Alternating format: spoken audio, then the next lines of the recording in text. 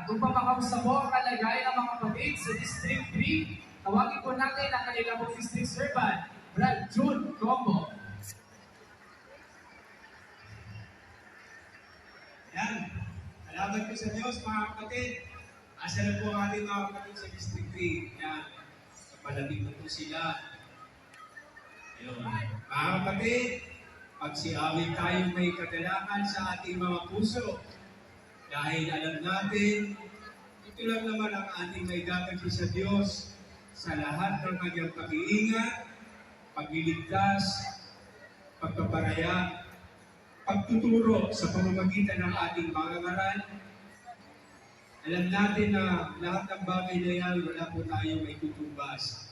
O kaya, sa ganitong pagkakataon, mga kapatid, ihain naman natin sa Kanya ang bunga ng ating mga labi na nagpapahayag ng Kanyang kapurihan, karangalan at kabutihan.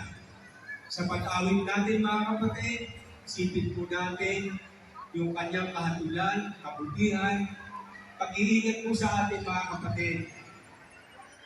Narito po ang mga kapatid sa District 3. Ito po yung 15 lokal na kung saan